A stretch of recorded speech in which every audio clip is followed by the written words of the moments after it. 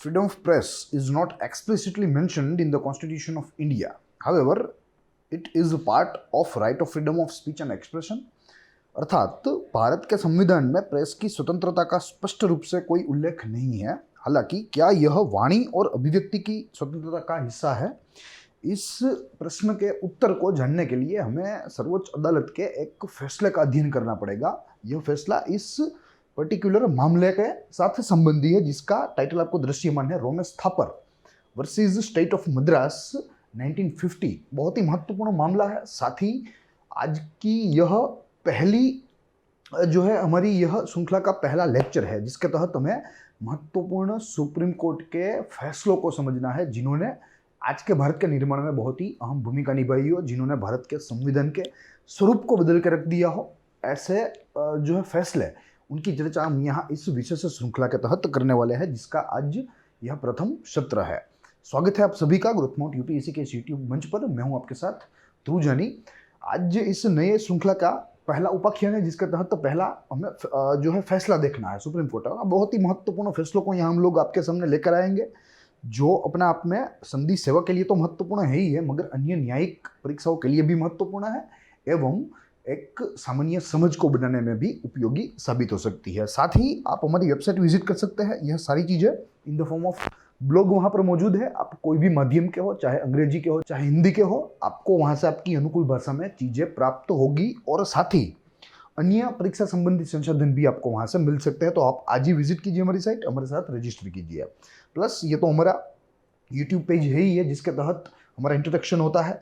Instagram का भी हमारा जो है अकाउंट है, आप उसे भी फॉलो कर सकते हैं। वहाँ से भी एवरीडे अपडेट्स जो है वो हासिल कर सकते हैं। और वैसे ही फेसबुक पर भी एक हमारा पेज है।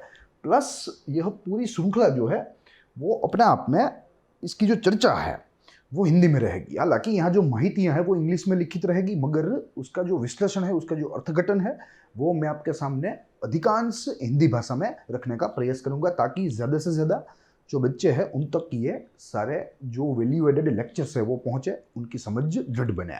अब शुरू करेंगे हमारी चर्चा, जिसके तहत एक नई मॉडस ऑपरेंडी हमारे सामने आएगी। क्योंकि आज दिन तक तो हम मात्र और मात्र महत्वपूर्ण कानूनों के बारे में बात करते थे, मगर अब यहाँ आज से इंपॉर्टेंट जजमेंट्स की भी बात हमें करनी है। तो इसके लिए एक नई मॉडस ऑपरेंडी है, जो कुछ इस तरीके से है। इसमें भी सर्वप्रथम हमें इसका परिचय के बारे में जानना है, फिर बाद में इसकी पृष्ठभूमि देखनी है कि कैसे कोई भी जो है मामला कैसे सुप्रीम कोर्ट तक पहुंचता है। इंपॉर्टेंट लॉज में हम लोग उद्भव प्रक्रिया में कैसे कानून का स्वरूप जो है बनता है वो देखते थे, मगर यहाँ हमें देखना है कि यह मामला जो है, पर्टिकुलर मामला, वो सुप्रीम कोर्ट तक कैसे पहुंचा है, वो उसकी पृष्ठभूमि में आएगा। प्लस इसके बाद हम बहस या तर्क देंगे, जो दोनों पक्षों के द्वारा रखी जाएगी सुप्रीम कोर्ट के सामने। फिर अगर कोई इसमें कानूनी मुद्दे होंगे तो हम उनको लेंगे, जो लीगल इश्यूज इन्वॉल्व होंगे हम उनको देखेंगे। फिर बाद में जजमेंट, यानी कि जो सर्वोच्च न्यायालय का जो निर्णय है उनको देखेंगे। और अंत में हम इस फैसले के महत्व के बारे में और इसके प्रभाव के बारे में जानने का प्रयास करेंगे। तो ये हमारी कुल मॉडस ऑपरेंडी है इस नई श्रृंखला के लिए। और इसी मॉडस ऑपरेंडी से हम इस श्रृंखला के अलग अलग उपाख्यानों में अलग अलग फैसले या अलग अलग मामलों के बारे में देखने का प्रयास करेंगे, जो सुप्रीम कोर्ट के द्वारा दिए गए हो, जो अपने आप में ऐतिहासिक हो और संविधान के स्वरूप के साथ संबंधी हो। अब हमारी बात जो है, मूल बात, वो हमें शुरू करनी है। प्रथम लेक्चर जैसे आपको दृश्यमान है, इंट्रोडक्शन से चीज़ों को हमें शुरू करना है। इंट्रोडक्शन यानी कि परिचय से। और इसमें 3 बिंदु है, माइंड मैप की दृष्टि से ही चीज़ों को देखेंगे, जिनमें 3 बिंदु है। सबसे प्रथम कहता है, Romesh Thapar versus state of Madras is a landmark case delivered by supreme Court of India. Yes, यह एक लैंडमार्क है, यानी कि सीमा चिन्ह रूप, सीमा चिन्ह रूप। क्योंकि यहाँ सुप्रीम कोर्ट ने कुछ ऐसी चीज़ें बताई जो अपने आप में मूल संविधान के ढांचे में मौजूद नहीं थी, या उसका इंटरप्रिटेशन फिलहाल नहीं हुआ था। मगर यहाँ supreme court, it is the chief interpreter of constitution of India, जैसे हमें मालूम है। तो इनके द्वारा यहाँ सुप्रीम कोर्ट का अर्थघटन किया गया, उसका विश्लेषण किया गया और हमारे सामने जो फैसला है वो रखा गया। दूसरे बिंदु में कहा गया है कि Romesh Thappar was the petitioner in the case and the state of Madras was respondent. यानी कि जो रोमेश थापर थे वे याचिकाकर्ता थे, he was a petitioner, and सामने विपक्ष पे यानी कि प्रतिवाद की जगह पर स्टेट ऑफ मद्रास था। क्योंकि यहाँ अपने आप में रोमेश थापर ने कुछ बातें चैलेंज की थी स्टेट ऑफ मद्रास की।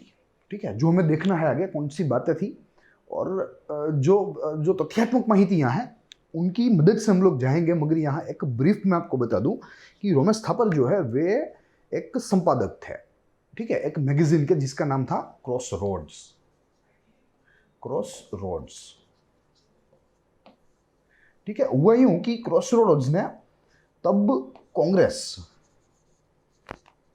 की निंदा करी थी,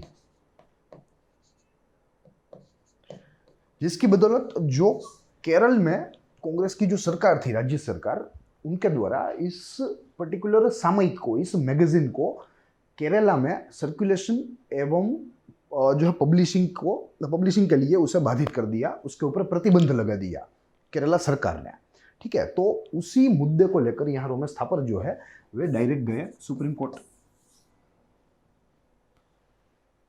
ठीक है, उन्होंने सुप्रीम कोर्ट का दरवाजा खटखटाया और उनके पास न्याय मांगा। तो इस तरीके से सुप्रीम कोर्ट के पास यह पूरा का पूरा मुद्दा जो है वो आया। ये बात रही यहाँ इंट्रोडक्शन की।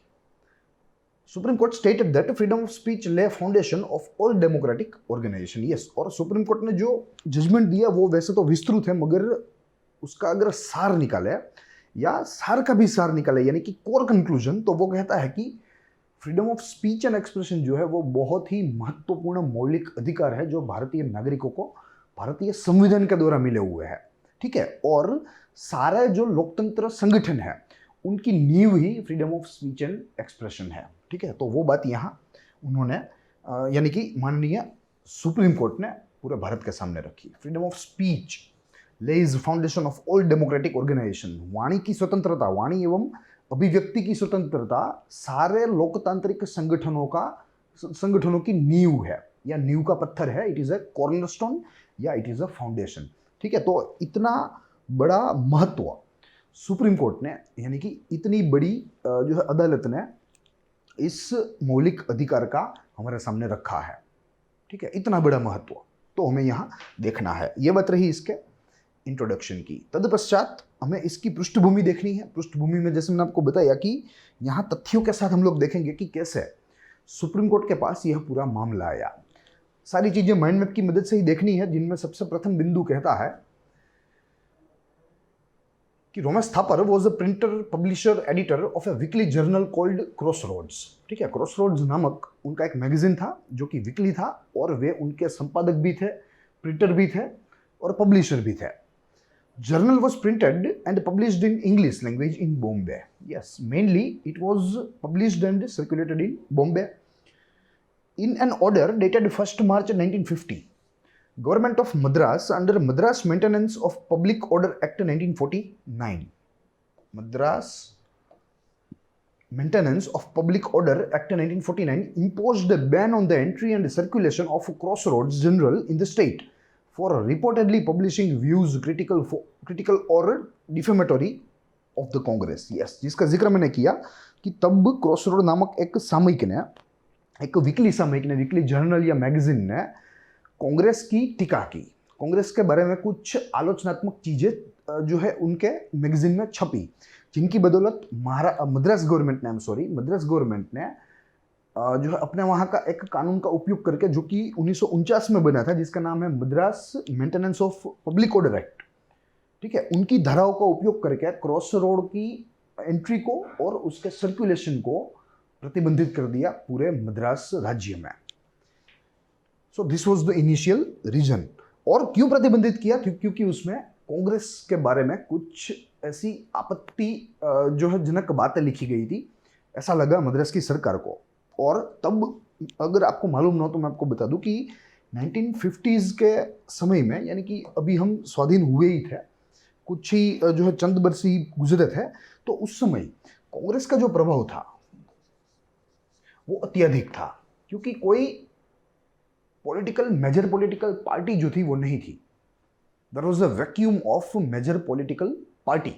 ठीक है, एक ही मात्र पार्टी थी जो कांग्रेस थी, जो केंद्र में भी थी, जो अलग अलग राज्य या अलग अलग प्रांतों में भी तब शासन करती थी। तो ऐसे है, यहाँ भले ही यह बॉम्बे में प्रोड्यूस हुआ हो, जो पब्लिश होता हो यह पर्टिकुलर न्यूज़पेपर, और वहीं से सर्कुलेट होता हो, मगर जो सरकारें थी कांग्रेस की वो पूरे भारत में फैली हुई थी, क्योंकि कोई ऐसा मेजर पॉलिटिकल पक्ष या पॉलिटिकल पार्टी तब अस्तित्व में नहीं थी, जिनकी बदौलत यहाँ केरल में भी जो है एक प्रकार से आप समझ लीजिए कि राज्य सरकार कांग्रेस की ही बनाई हुई थी, कांग्रेस की ही थी। ठीक है, तो जिनकी बदौलत यहाँ उनके द्वारा यह प्रतिबंध जाहिर किया गया। फिर उसके पश्चात देखें तो the order cited public safety and maintenance of public order as a ground of imposing ban. Yes, ये जो प्रतिबंध दिया उस प्रतिबंध की नींव के रूप में मद्रास की सरकार ने बताया कि भाई जो है यह सार्वजनिक हित में यह फैसला लिया गया है, और जो पब्लिक ऑर्डर है, जो शांति है, उनको बनाए रखने के लिए यहाँ ये ऑर्डर जो है ये बैनिंग ऑर्डर मद्रास की सरकार के द्वारा सार्वजनिक किया गया था, ऐसा उन्होंने ग्राउंड रखा। मगर द ऑर्डर रेड, देखिए इस तरीके का पूरा ऑर्डर था। वैसे परीक्षा में प्रत्यक्ष रूप से इन चीज़ों को लिखने के लिए नहीं कहा जाता, मगर अगर यह चीज़ें हमें नहीं मालूम तो काफ़ी सारे जो है पॉलिटी एंड गवर्नेंस के जो तत्व है वो भी छूट जाएंगे, और एक बेहतर समझ बनाने के लिए जो हमें पर्याप्त माहिती चाहिए वो हमारे पास नहीं रहेगी। तो इसलिए इन चीज़ों को पढ़ना आवश्यक है, याद नहीं रखना है मात्र और मात्र इसका भाव समझना है, इन चीज़ों को समझना है हमें। The order red in exercise of the powers conferred by section 9 IA of Madras Maintenance and Public Order Act 1949, Madras Act 23 of 1949, His Excellency the Governor of Madras being satisfied that for the purpose of securing the public safety and the maintenance of public order it is necessary to do, hereby prohibits with effect on and from the date of publication of this order in the Fort St. George Gazette, the entry into or the circulation, sale or distribution in the state of Madras or any part thereof, the newspaper entitled Crossroad, an English weekly published at Bombay। कुल मिलाकर मद्रास की सरकार ने अपने वहाँ जो कानून था, Madras maintenance of public order act 1949, उसकी धारा 9 का उपयोग करते हुए गवर्नर के पास यह जो आप कह सकते हो कि जो गवर्नमेंट ऑर्डर था, ये जो आदेश था वो पारित करवाया। और यहाँ गवर्नर को भी यह शक्ति निहित है इस 1949 के कानून से ही, कि अगर वे संतुष्ट हो कि भाई राष्ट्र के हित में या लोगों के हित में जो है ऐसी चीज़ों को प्रतिबंधित करना आवश्यक है तो वे कर सकते हैं। तो उसी शक्ति का उपयोग करके मद्रास के गवर्नर ने Madras maintenance of public order act 1949 की धारा 9 का उपयोग करते हुए यहाँ क्रॉसरोड नामक इस जो है साप्ताहिक सामयिक के ऊपर प्रतिबंध जाहिर कर दिया। तो दिस वाज द ऑर्डर। उसके पश्चात देखें तो Madras maintenance of public order act was passed by provincial legislation under section 100 of government of India 1935। Yes, government of India 1935, जिसे मैं कॉलोनियल रूल या कॉलोनियल एक्ट कहते हैं, जो अपने आप में फिर बाद में भारत के संविधान के लिए भी एक मॉडल जो है बनकर उभरा। ठीक है, 1935 का एक्ट देखें तो भारतीय संविधान का यह मॉडल एक्ट है, क्योंकि लगभग 80% से अधिक इस कानून की प्रावधान है भारत के संविधान में है। ठीक है, अगर आपको मालूम ना हो तो आपको वो बात की नोंद लेनी है। 1935 का कानून जो है वो अपने आप में भारतीय संविधान का मॉडल है। ठीक है, तो इस कानून की धारा 100 का उपयोग करते हुए यहाँ मद्रास ने अपने जो है प्रोविंस के लिए, अपने प्रांत के लिए यह Madras maintenance of public order act 1949 बनाया था। ठीक है, तो ये कानून कैसे बना उसकी चीज है। यहाँ 2-3 चीजें हमें समझनी है। सबसे प्रथम तो प्रतिबंध जो लगाया वो किस कानून के आधार पर लगाया, तो वो 1949 का कानून था। 1949 का कानून जो बना तो वो किस कानून के आधार पर बना, तो वो गवर्नमेंट ऑफ इंडिया एक्ट 1935 के आधार पर बना। ठीक है, यही सारी चीजें होती है जो हमें परीक्षाओं में ट्विस्ट करके पूछी जाती है। ठीक है, तो इन चीजों का हमें ध्यान रखना होगा। जो प्रोहिबिशन है वो 1949 के Madras maintenance of public order act से लगा, वो बात स्पष्ट है। 1949 की जो यह एक्ट है पब्लिक ऑर्डर वाली मद्रास की, वो कैसे आई, तो वो 1935 की गवर्नमेंट ऑफ इंडिया एक्ट की धारा 100 के तहत उसे बनाया गया था, ताकि अगर किसी भी प्रांत में जनहित में जनहित में किसी भी वस्तु के ऊपर प्रतिबंध रखना हो तो आसानी से वो प्रांत की सरकार रख सकती है, तो उस हेतु से यह बनाया गया था और अब इसका उपयोग क्रॉस रोड के विरुद्ध में हो रहा है। तो ये दो यहाँ टेक्निकल चीजें हमें समझनी है। फिर rhombus Thapar approach the supreme Court under article 32 of Indian constitution for a writ of prohibition and सर्शियरी। Yes, जैसा मालूम है कि जो आर्टिकल 32 है, जो कि अपने आप में भारत के संविधान का पार्ट 3 है, या आप कह सकते हो कि पार्ट 3 की जो आखिरी जो धाराएं है उनमें से एक 32 है, जो कि कॉन्स्टिट्यूशनल रेमेडीज के बारे में बात करती है। कॉन्स्टिट्यूशनल रेमेडीज, दूसरे शब्द में अगर किसी भी भारतीय नागरिक के मूलभूत अधिकारों का हनन होता है, किसी भी भारतीय नागरिक के मौलिक अधिकारों का हनन होता है, तो in that case they can directly approach to Supreme Court with the help of this article 32 of Indian constitution. और वैसे ही साइमल्टेनियसली अगर आपको हाईकोर्ट में जाना है तो आर्टिकल 226 आपकी मदद करेगा, जो आपके मौलिक अधिकारों के हनन के लिए आपको प्रत्यक्ष उच्च अदालत में जाने की परवानगी देता है। वैसे ही आर्टिकल 32 आपके मौलिक अधिकारों के हनन के मामले में प्रत्यक्ष रूप से सर्वोच्च अदालत, सीधे सर्वोच्च अदालत जाने की अनुमति यहाँ प्रदान करता है, जिसके तहत 5 रिट्स की बात की गई है हमारे संविधान में। 5 रिट या याचिका, और इन 5 में से ये 2 रिट की रिक्वेस्ट लेकर रोमस थापर खुद सुप्रीम कोर्ट पहुंचे थे, जिनमें एक है प्रोहिबिशन और एक है सर्शियरी। ये बात रही यहाँ। इस तरीके से यह पूरा जो मामला है वो सुप्रीम कोर्ट तक पहुंचा। ठीक है, फिर आगे देखें तो हमें कुछ अन्य माहितियां देखनी है, जिनमें पहले तो आर्टिकल 32 के बारे में है, जो कॉन्स्टिट्यूशनल रेमेडीज के बारे में बात करता है।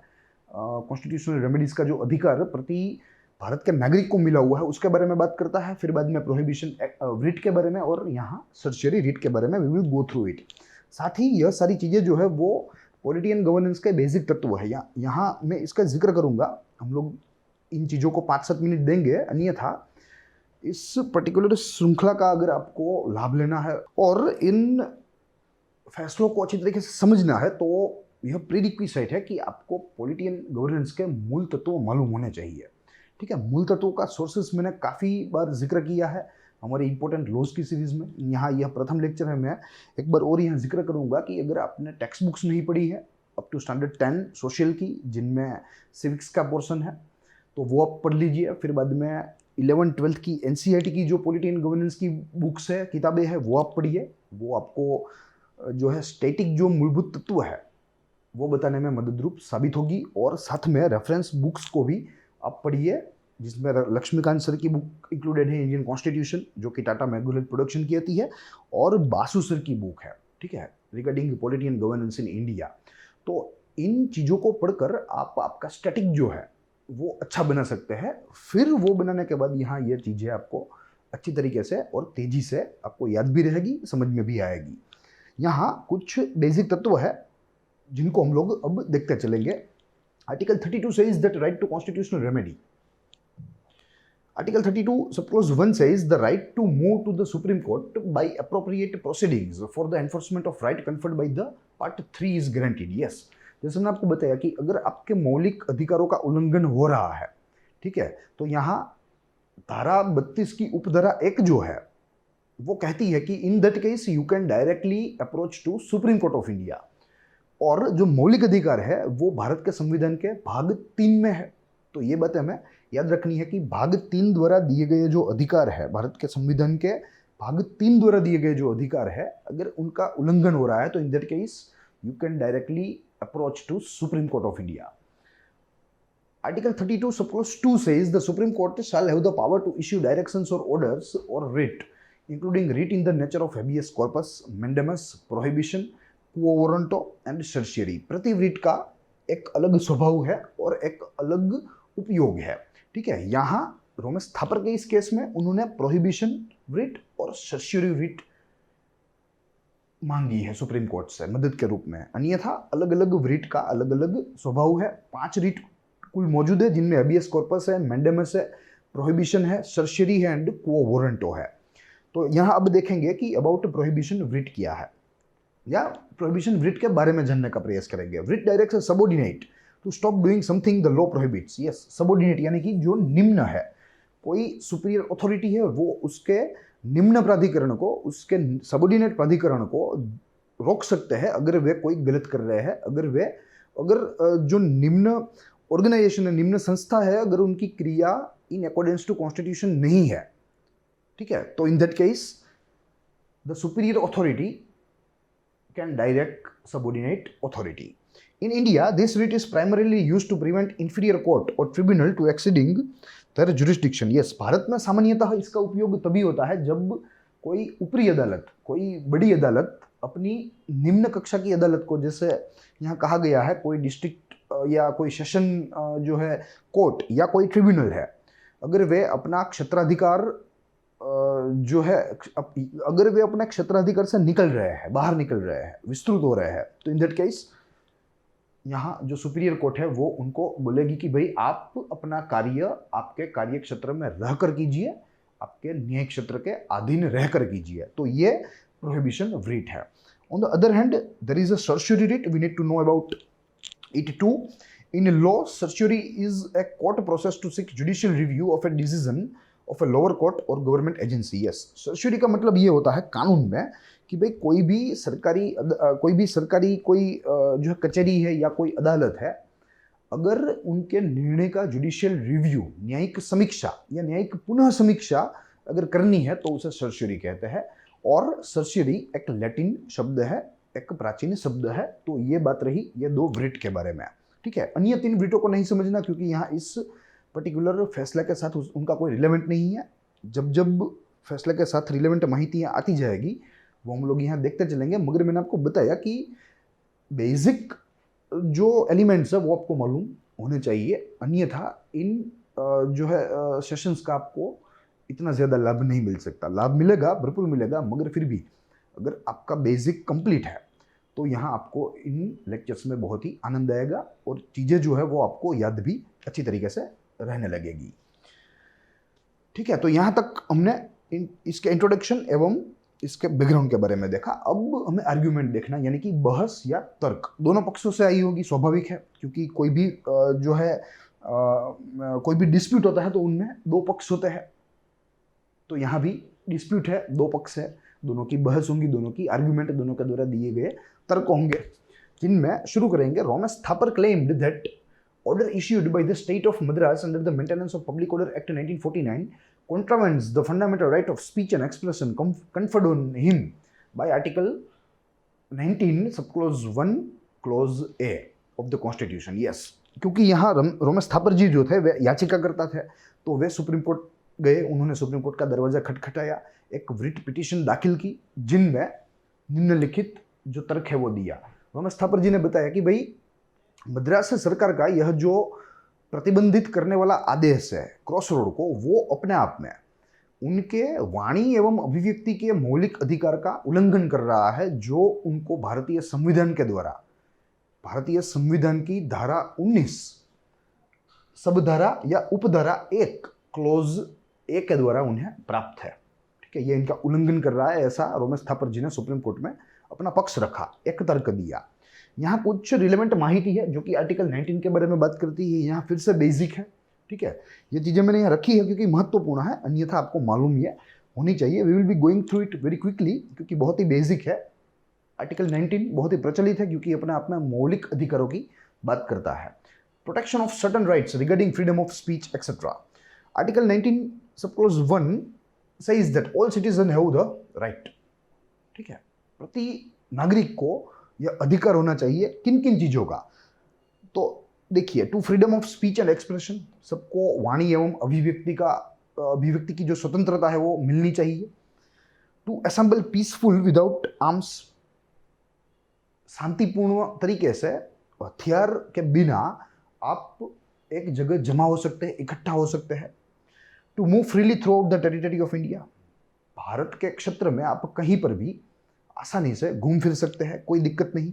To reside and settle in any part of territory of India, yes, Bharat के कोई भी जो क्षेत्र में, कोई भी राज्य में, भारत के किसी भी कोने में आपको जाने की, घूमने की तो प्रवानगी यही है, मगर वहाँ रुकने की, वहाँ सेटल होने की भी आपको जो है यहाँ परमिशन कॉन्स्टिट्यूशन ऑफ इंडिया देता है। फिर ई है जो कि आज जो अस्तित्व में नहीं है, वो राइट टू प्रॉपर्टी के साथ डील करता था, जिसको फिर बाद में निकाला गया था और इसीलिए यहाँ यह जगह जो है वो खाली है। और अंततः जो एफ है वो कहता है कि टू प्रैक्टिस एनी प्रोफेशन और टू कैरी एनी ऑक्यूपेशन और ट्रेड विच इज लीगल। ठीक है, तो किसी भी वैद्य व्यवसाय को आप अपना सकते हैं, किसी भी वैद्य व्यवसाय के साथ आप जुड़ सकते हैं, आपको कोई पाबंदी नहीं, कोई आपको रोक नहीं सकता। So this are some fundamental rights which are guaranteed under Article 19 subclause 1 to every Indian citizen, जिनमें सबसे प्रथम है 19 subclause 1A which deals with freedom of speech and expression, जो वाणी और अभिव्यक्ति की स्वतंत्रता के साथ डील करता है, उसके साथ संबंधी है, जिसको लेकर यहाँ रोमेश थापर ने सुप्रीम कोर्ट में याचिका दर्ज करवाई है।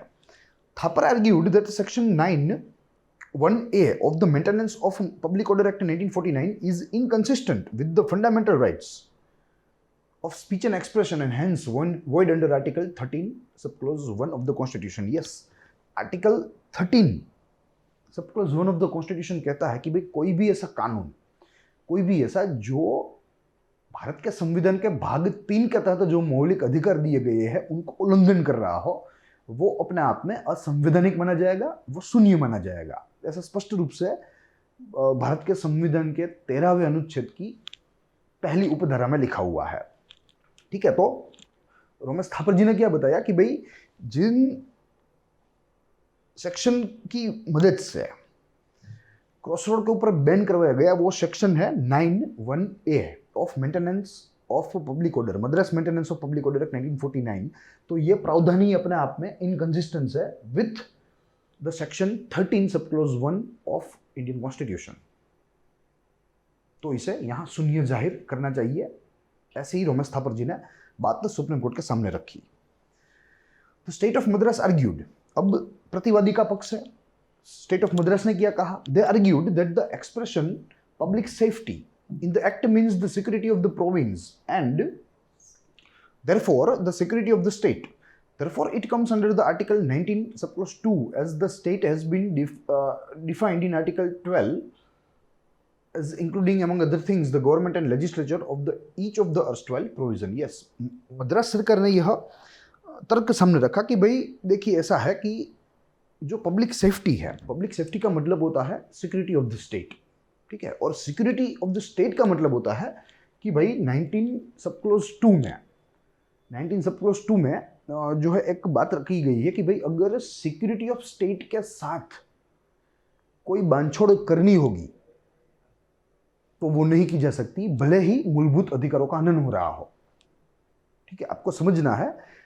यहां हमने देखा 13 सबक्लोज 1 में जो बात करता है कि भाई कोई भी ऐसा कानून, कोई भी ऐसा प्रावधान कानूनी जो मूलभूत अधिकारों का हनन करता है, मूलभूत अधिकारों का उल्लंघन करता है, जो कि भारतीय नागरिकों को भाग 3 के द्वारा गारंटी में मिले हैं संविधान के।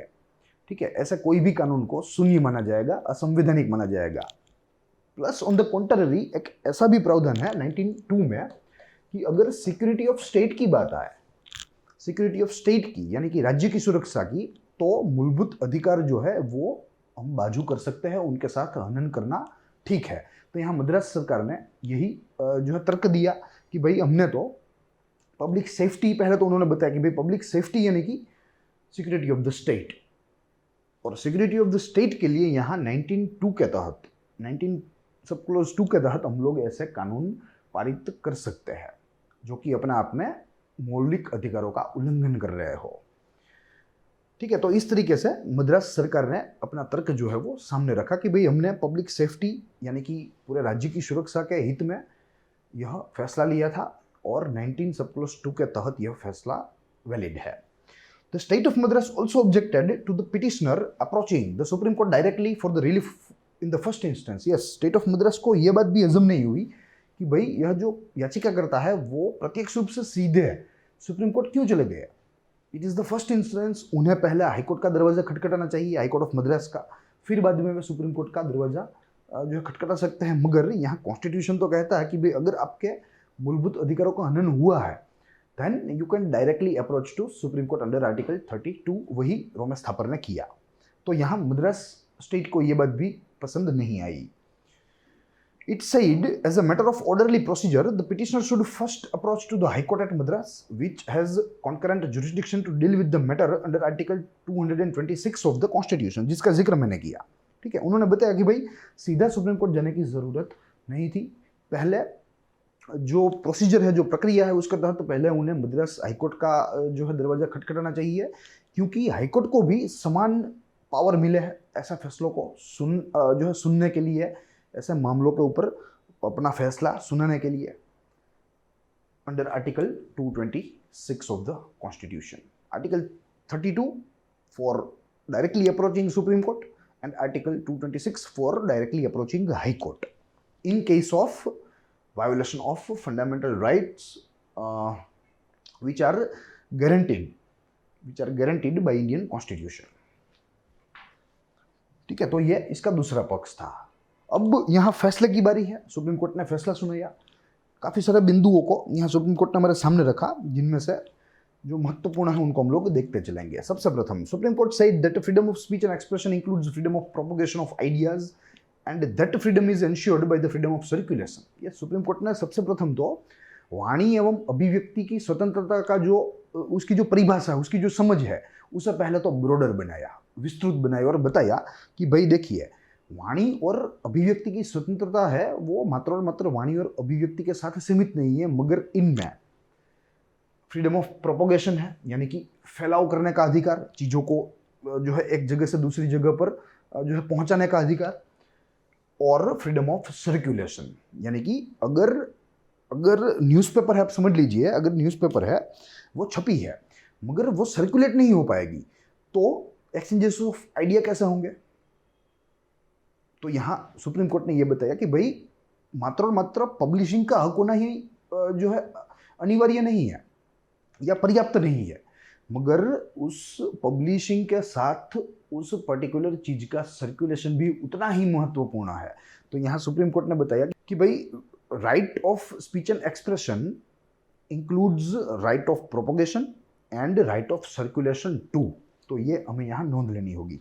दूसरा, it observed that liberty of circulation is as essential to that of freedom as the liberty of publication. Yes, liberty of circulation जो है वो इतनी ही आवश्यक है जितनी liberty for publication है। अगर पब्लिकेटेड जो चीज़ें हैं, जो साहित्य है, अगर उनका सर्कुलेशन नहीं हो पाया तो एक्सचेंजेस ऑफ आइडिया कैसे होंगे?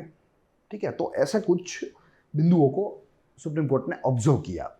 Indeed, without circulation, the publication would be of little value. Yes, तो ये तो वास्तविक बात है कि भाई सर्कुलेशन के बिना पब्लिकेशन का कोई वैल्यू नहीं है। अपने भले ही जो है बहुत ही महत्वपूर्ण माहितियाँ प्रदर्शित की हो, मगर अगर उसका सर्कुलेशन नहीं हुआ तो आपकी माहिती की कोई वैल्यू नहीं होगी।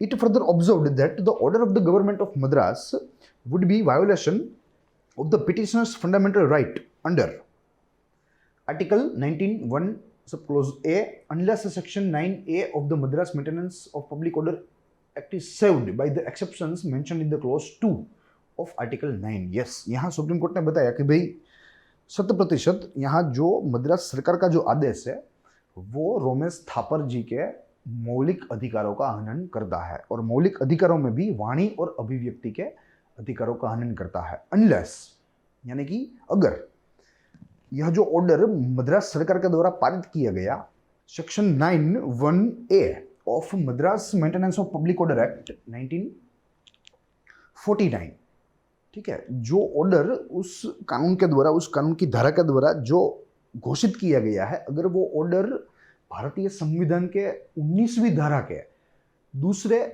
जो है क्लोज के साथ अगर अकॉर्डेंस में नहीं है, ठीक है, तो इन दैट केस मद्रास सरकार का जो यह आदेश है वो नल है, वो अनकॉन्स्टिट्यूशनल है, वो वॉइड है। क्योंकि 19(2) क्या कहती है कि भाई अगर सिक्योरिटी ऑफ स्टेट की बात आए तो फंडामेंटल राइट्स को आपको साइड में रख देना होगा, तो फंडामेंटल राइट्स का उल्लंघन नहीं माना जाएगा। मगर अगर सिक्योरिटी ऑफ स्टेट की बात नहीं है तो आप फंडामेंटल राइट्स का हनन नहीं कर सकते in any case.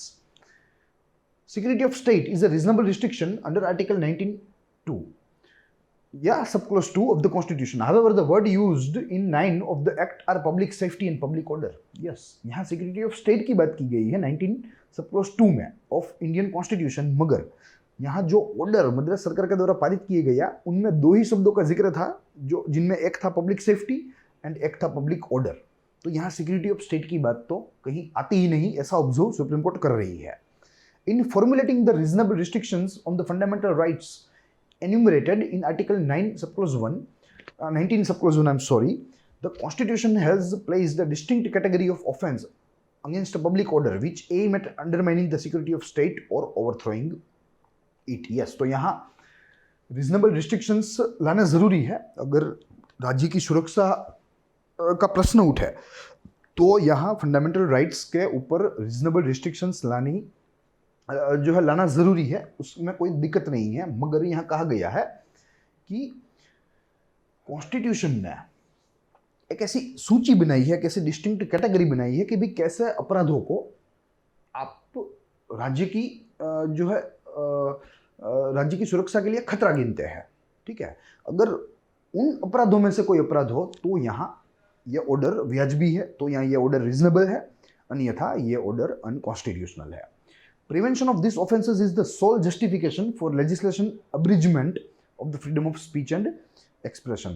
In other words, nothing less than endangering the foundations of the state or threatening its overthrow could justify curtailment of the rights to freedom of speech and expression. Yes, बहुत ही जो है गहरा बिंदु है। वो कहता है कि वाणी एवं अभिव्यक्ति की स्वतंत्रता का उल्लंघन तभी हो सकता है जब कोई ठोस मजबूत कारण मिले किसी भी अपराधी के खिलाफ कि भाई वो राज्य के लिए बहुत ही हानिकारक है, राज्य की सुरक्षा के लिए हानिकारक है, या राज्य में जो आज शासन प्रस्थापित है संविधान के द्वारा वो उन्हें उलट करने की बात कर रहा है।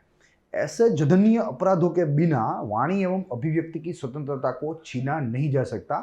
ये बहुत ही अच्छा ऑब्जर्वेशन यहाँ सुप्रीम कोर्ट ने इस पर्टिकुलर फैसले को सुनाते समय दिया था।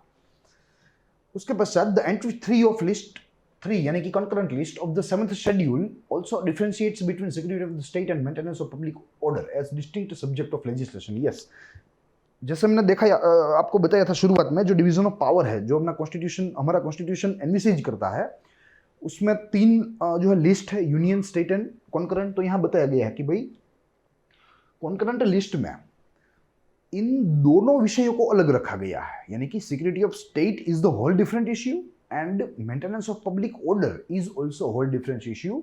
पब्लिक ऑर्डर के मेंटेनेंस को हम सिक्योरिटी ऑफ स्टेट के साथ डील नहीं कर सकते।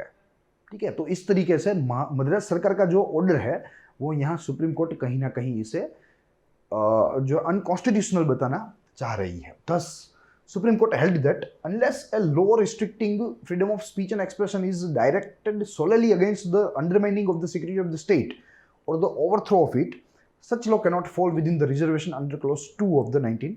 Yes, जब तक सुप्रीम कोर्ट ने बताया कि भाई जब तक ये साबित नहीं होता कि भाई आपके द्वारा जो अध्यादेश या जो आदेश घोषित किए गए हैं वो मात्र और मात्र सिक्योरिटी ऑफ स्टेट के लिए है या राज्य को सुरक्षा प्रदान करने के लिए है, तब तक कोई भी कानून आर्टिकल 19 सबक्लोज 2 के तहत रिजर्व नहीं किया जा सकता। आर्टिकल 19 सबक्लोज 2 के तहत तभी रिजर्व किया जा सकता है जब वास्तविक रूप से जो है स्टेट के लिए खतरा हो, स्टेट के शासन के लिए खतरा हो, मगर यहाँ ऐसी कुछ चीजें दिखती नहीं है। The section 9(1)(a) which authorizes the imposition of the restriction for the wider purpose of securing public safety or the maintenance of public order falls outside the scope of authorized restriction under clause 2 and therefore void and unconstitutional. Yes, तो इस तरीके से जो आदेश Madras maintenance of public order act 1949 की धारा 9(1)(a) के तहत जो आदेश दिया गया था वो अपने आप में यहाँ कहीं पर भी सिक्योरिटी ऑफ स्टेट के साथ डील नहीं करता, ऐसा सुप्रीम कोर्ट यहाँ ऑब्जर्व करता है और बताता है। तो इसीलिए इस धारा के तहत जो आदेश पारित किया है वो अपने आप में नल एंड वॉइड है, अनकॉन्स्टिट्यूशनल यानी कि असंवैधानिक है। तो इस तरीके से सुप्रीम कोर्ट ने मौलिक अधिकारों को ऊपर रखा, मौलिक अधिकारों के हनन को बचाया और वहीं जो सिक्योरिटी ऑफ स्टेट के लिए जो सच्चा इंटरप्रिटेशन है वो पूरे देश के सामने रखा। फिर the supreme court quashed the order which prohibited the entry and circulation of the petitions journal in the state of Madras. Yes, supreme court ने मद्रास सरकार का यह आदेश जो है उसे खारिज कर दिया, यानी कि जो प्रतिबंध है, प्रतिबंधित आदेश, उसे शून्य कर दिया। With regard to the petitioner approaching the supreme Court for relief in the first instance, the court said article 32 provides a guaranteed remedy for the enforcement of the right provided under part 3 of the constitution, and this remedial right is itself made a fundamental right by being included in part 3। yes, तो यहाँ supreme court ने स्पष्ट रूप से बता दिया कि भाई रही बात डायरेक्ट अप्रोच की, तो आर्टिकल 32 के तहत कोई भी नागरिक अपने मूलभूत या मौलिक अधिकारों के हनन के लिए डायरेक्ट सुप्रीम कोर्ट में आ सकता है। सुप्रीम कोर्ट को उससे कोई दिक्कत नहीं। और आर्टिकल 32 जो है वो भी अपने आप में पार्ट 3 का ही भाग है, तो इसको भी कोई जो है हनन नहीं कर सकता, इसका भी कोई उल्लंघन नहीं कर सकता। तो सुप्रीम कोर्ट को डायरेक्ट अप्रोच से इसमें कोई दिक्कत नहीं थी, ऐसा यहाँ उन्होंने ऑब्जर्व किया। Therefore, the Supreme Court is the protector and guarantor of fundamental rights, and it cannot refuse to entertain applications seeking protection against infringement of such right। yes, तो इसीलिए सुप्रीम कोर्ट को वास्तविक रूप से मौलिक अधिकारों का रक्षक के रूप में देखा जाना चाहिए, और सुप्रीम कोर्ट भी अगर यहाँ मौलिक अधिकारों का हनन हो रहा है तो आर्टिकल 32 के तहत कोई भी फैसला सुनाने के लिए हमेशा तैयार ही रहेगा। ये यहाँ का कंक्लूजन है। तो ये बात रही जजमेंट की। अब हमें इस पर्टिकुलर जजमेंट के महत्व के बारे में तो समझना ही है, मगर इससे क्या प्रभाव पड़ा उसको भी देखेंगे, टेबल के स्वरूप में देखेंगे। मैं इसको थोड़ा जूम इन करूंगा ताकि चीज़ें स्पष्ट रूप से दिखाई दे। सबसे प्रथम इंपॉर्टेंस की बात करेंगे, फिर बाद में इम्पैक्ट देखेंगे। इंपॉर्टेंस में judgement in Romesh Thappar case is one of the finest in the history of Supreme Court of India. Yes, ये अपने आप में बहुत ही अच्छा फैसला माना जाता है भारत के सुप्रीम कोर्ट के फैसलों के इतिहास में।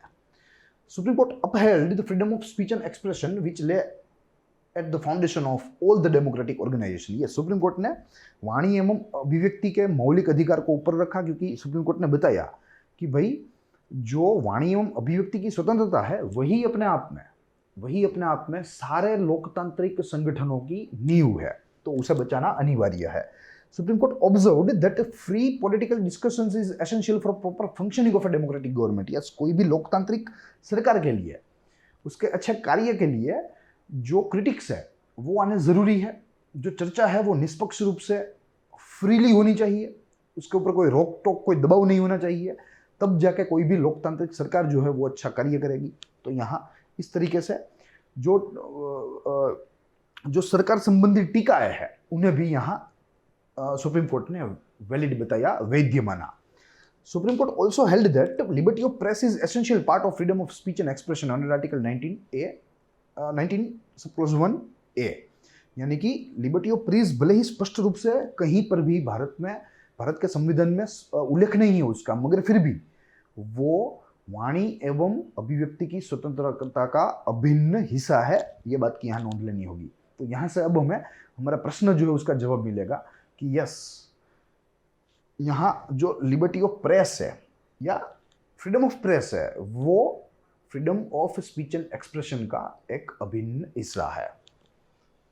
फिर उसके पश्चात देखें तो supreme court also stated that the freedom of speech and expression is one of the most valuable right given by the constitution to the citizen of India and should be guarded by courts। yes, supreme court ने इसके महत्व के बारे में भी समझाया कि भाई वाणी एवं अभिव्यक्ति की स्वतंत्रता का जो अधिकार, जो मौलिक अधिकार भारतीय संविधान के द्वारा भारतीय नागरिकों को मिला है वो अपने आप में बहुत ही महत्वपूर्ण है, और जो अदालतें हैं उन्हें ऐसे अधिकारों की रक्षा करनी होगी। This Supreme Court's judgment became reference base for many cases including Shreya Singhal case। yes, तो यहाँ इस सुप्रीम कोर्ट के ऐतिहासिक फैसले से काफ़ी सारे जो मामले हैं उनमें रेफरेंस यहाँ मिला। इस फैसले से काफ़ी सारे कोर्ट्स भी यहाँ इन फैसलों को यहाँ रेफरेंस के रूप में लेती है सुप्रीम कोर्ट के, और अपना फैसला सुनाती है, जिनमें मेन केस है श्रेया सिंघल केस का, जो कि सेक्शन 66A के साथ जुड़ा हुआ है ऑफ IT एक्ट 2000, जो फिर बाद में सुप्रीम कोर्ट ने खारिज कर दिया था। ठीक है, उसमें भी सुप्रीम कोर्ट ने यहाँ रोमेश थापर का Romesh Thapar versus state of Madras जो जजमेंट है उसका रेफरेंस लिया था और बताया था कि भाई freedom of speech and expression जो है वो सबसे ऊपर है, फ्रीडम ऑफ प्रेस जो है वो freedom of speech and expression का ही भाग है, आप उन्हें कर्ब नहीं कर सकते। और जो freedom of speech and expression है वही सारे के सारे लोकतांत्रिक संगठनों की नींव है। तो ये सारी चीज़ों को फिर से यहाँ सुप्रीम कोर्ट ने श्रेया सिंघल के केस में जो है फिर से रिफ्रेश किया था और उसका रेफरेंस लिया था। ये बात रही इसके महत्व की। ऑन द कॉन्ट्ररी हमें इसके प्रभाव के बारे में समझना है कि इसका प्रभाव क्या रहा। 4-5 बिंदु है, टेबल के फॉर्म में ही देखने हैं, जिनमें सबसे प्रथम है Romesh Thappar case necessitated constitutional amendment. Yes, Romesh Thapar के केस से संविधान में संशोधन करने की जरूरत जो है वो उत्पन्न हो गई थी। In this regard first constitutional amendment वो विच अमेंडेड आर्टिकल 19, जिसके तहत सबसे प्रथम संवैधानिक संशोधन में आर्टिकल 19 को जो है अमेंड किया गया। फिर उसके बाद देखें तो nothing in subclause a of clause 1 shall affect the operation of any existing law or prevent the state from making any law in so far as such law imposes reasonable restriction on the exercise of the rights conferred by the said subclause in the interest of the security of the state, friendly relation with foreign state, public order, decency and morality, or in relation to contempt of court, defamation or incitement to an offense. Yes, तो ये कुछ चीजें हैं जिसके तहत मौलिक अधिकार जो है किसी भी नागरिक के वो लिए जा सकते हैं, मगर इन ग्राउंड्स के तहत ही, नॉट विदाउट दिस ग्राउंड्स, ये सुप्रीम कोर्ट ने स्पष्ट कर दिया था।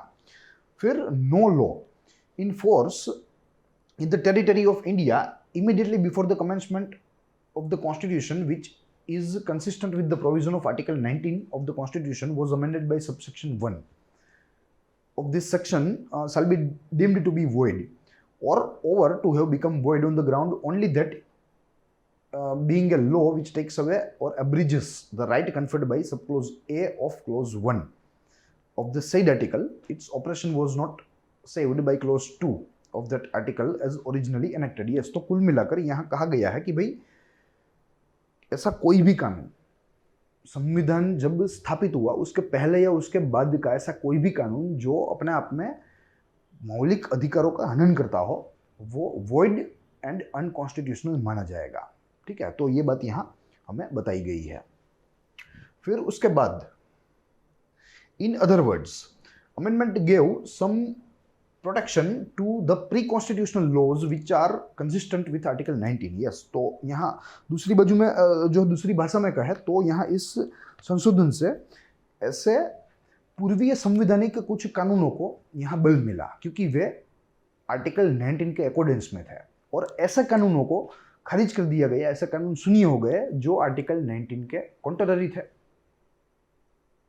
तो इस तरीके से सुप्रीम कोर्ट ने यहाँ एक बहुत ही ऐतिहासिक फैसला सुनाया और हमें बताया कि भाई वाणी एवं अभिव्यक्ति की जो स्वतंत्रता है वो सर्वोपरि है, भारतीय नागरिकों के मौलिक अधिकार जो है वो सर्वोपरि है, साथ ही जो रीजनेबल रिस्ट्रिक्शंस है उसके लिए मात्र और मात्र सिक्योरिटी ऑफ स्टेट ही ध्यान में रखना पड़ेगा, अन्यथा सिक्योरिटी ऑफ स्टेट अगर ना हो तो ऐसे बैन, ऐसे प्रोहिबिशंस नहीं लगाए जा सकते। साथ ही हमने ये भी देखा कि भाई सुप्रीम कोर्ट ने बताया कि under article 32 of the Indian constitution कोई भी व्यक्ति सीधा सुप्रीम कोर्ट अप्रोच कर सकता है in the case of violation of his और हर फंडामेंटल राइट्स। तो कुल मिलाकर यह पूरा उपाख्यान था जिसके तहत हमने Romesh Thapar versus state of Madras 1950 का फैसला जो है उसका अर्थघटन, उसका विश्लेषण करने का प्रयास किया। आई hope you enjoy the lecture.